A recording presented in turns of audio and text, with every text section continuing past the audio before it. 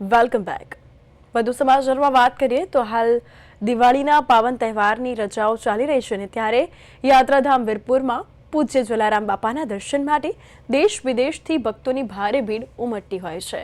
સૌરાષ્ટ્ર, કચ્છના અને ગીર વિસ્તારના ધાર્મિક સ્થળો પર રજાઓ માણવા આવેલા યાત્રાળુઓનો ઘસારો જોવા મળ્યો છે. પરંતુ વીરપુરના જલારામ મંદિરે ખાસ આકર્ષણ રહ્યું છે.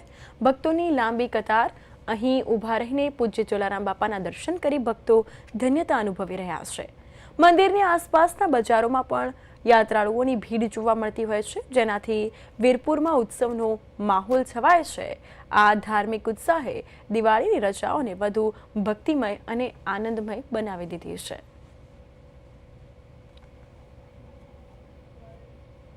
અને હું અમદાવાદ ગામથી આવું છું અને અહીંયા વીરપુરમાં આવીને ખૂબ જ આનંદનો અનુભવ થઈ રહ્યો છે. અહીંયા ભક્તિભાવ ભરેલું વાતાવરણ અત્યારે ખાસ થઈ રહ્યું છે અને અહીંયા આગળ જલારામ બાપાનો અન્ન ક્ષેત્ર ચાલે છે. એના પ્રસાદને ગ્રહણ કરીને ખૂબ જ આનંદની અનુભૂતિ થાય છે.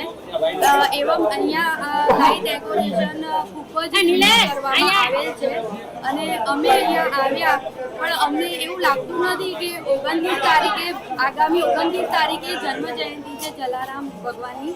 અમને તો એવું જ લાગે છે કે અત્યારે જ જન્મ જયંતિ છે એમ.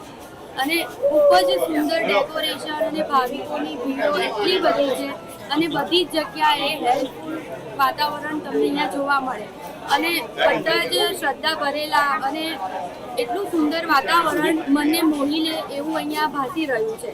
અને અહીંયા હું હિરલ સોની બધાને રિક્વેસ્ટ કરું છું કે એકવાર જરૂરથી વીરપુર પધારો.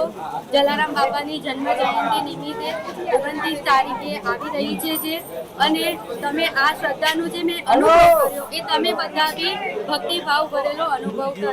હું છેક શામળાજીથી અહીંયા બાપાના દર્શન માટે અહીંયા આવ્યો છું અને ત્યાં અહીંયા આવી અને હાલ દિવાળીનો માહોલ હોવાથી અહીંયા લોકોની બહુ જ ભીડ છે દર્શનાર્થીઓની અને તે અહીંયાની વ્યવસ્થા પણ એકદમ સરળ અને સારી છે, જે વ્યવસ્થિત રીતે દર્શનાર્થીઓ દર્શન કરી શકે છે અને અમે અહીંયા દર્શન કરીને ધન્યતા અનુભવી છે.